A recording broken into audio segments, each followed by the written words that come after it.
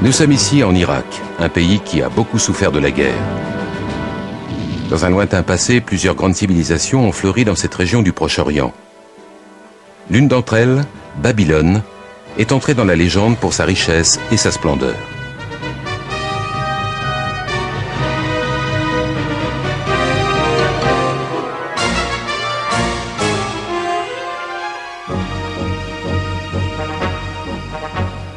Mais longtemps avant Babylone, il y a 5 ou 6 000 ans, une autre civilisation remarquable a vu le jour dans ce qui est aujourd'hui l'Irak.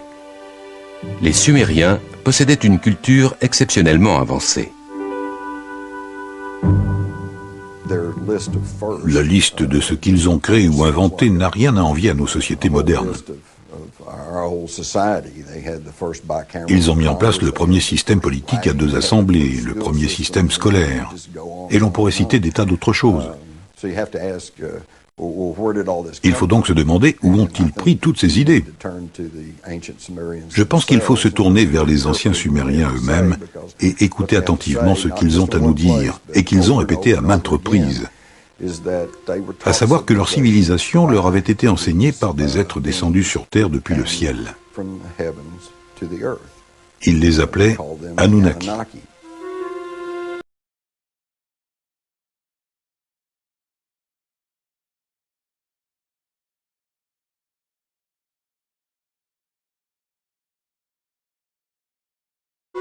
Les Sumériens ont écrit leur histoire sur des tablettes d'argile, comme celle-ci, oubliée pendant un demi-siècle dans un recoin d'un musée de Berlin.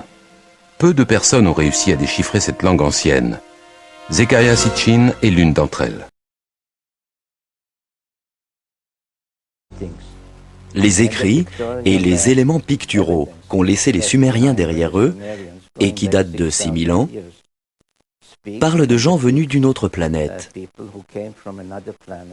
appelée Nibiru, et de nombreuses descriptions montrent des personnages beaucoup plus grands, au moins du tiers, peut-être plus, que la moyenne des êtres humains, autrement dit des géants.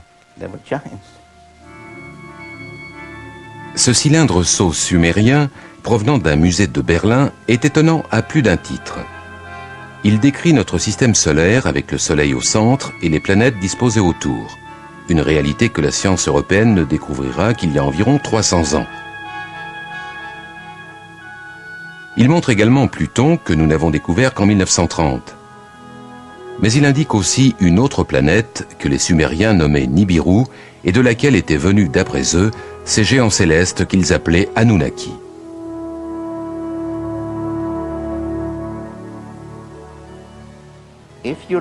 Si l'on observe les 3 personnages représentés ici, on voit qu'ils sont à peu près de la même taille.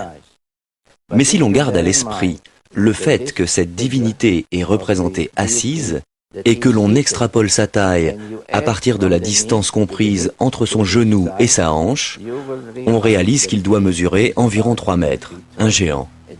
C'est l'un de ceux qui seraient venus sur Terre depuis le ciel. Cherchant les signes d'une existence extraterrestre, les astronomes ont poussé leurs investigations de plus en plus loin dans l'univers. Mais peut-être auraient-ils pu se contenter de regarder plus près.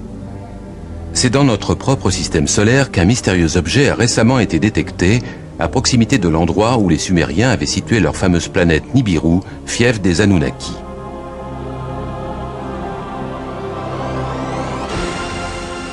Les partisans de cette théorie y verront sans nul doute la confirmation de l'existence de ces géants venus d'un autre monde.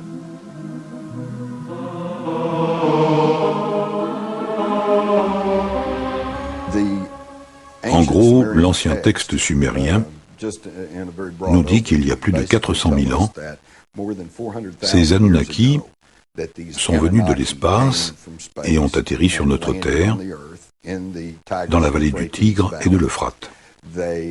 C'est là qu'ils auraient établi une colonie qu'ils ont nommée Éden. Dans la Genèse, Éden est l'endroit où Adam fut créé à partir d'une poignée de terre et Ève née de l'une de ses côtes. Mais certains ont une vision plus scientifique, voire high-tech, de l'apparition de la vie sur Terre. À un moment donné, ayant besoin d'ouvriers, de main-d'œuvre, les Anunnaki ont décidé de brûler les étapes, en faisant appel à ce que nous appellerions le génie génétique. Ils ont pris le sperme de l'un des Anunnaki, qu'ils ont associé à l'ovule d'un humanoïde primitif, probablement l'un de ces êtres dont les paléontologues trouvent aujourd'hui les restes en Afrique, comme la fameuse Lucie. Et ils ont produit une espèce hybride qui allait devenir Cro-Magnon ou l'homme moderne. La légende dit que lorsque les Anunnaki sont revenus après plusieurs milliers d'années pour constater les résultats de leur travail génétique, ils auraient trouvé les femmes de notre Terre irrésistiblement séduisantes.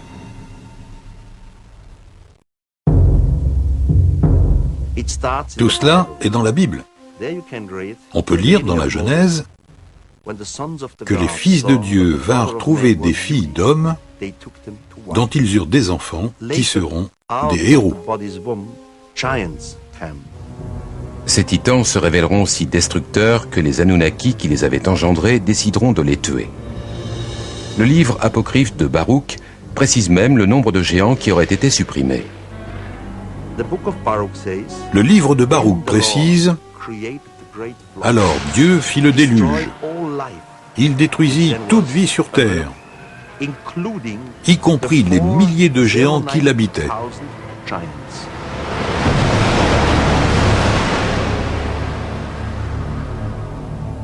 D'après ce récit, quelques titans réussiront à survivre, mais leur règne sur Terre s'achève et les humains vont devenir l'espèce dominante. Les géants vont toutefois continuer à vivre dans la mémoire des hommes, telle une image étroitement associée à nos origines. Pour certains, il s'agit de bien plus que d'une simple réminiscence.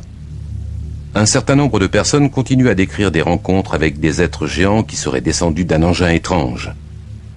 D'après eux, nul doute que les Anunnaki, ces géants célestes, reviennent en force.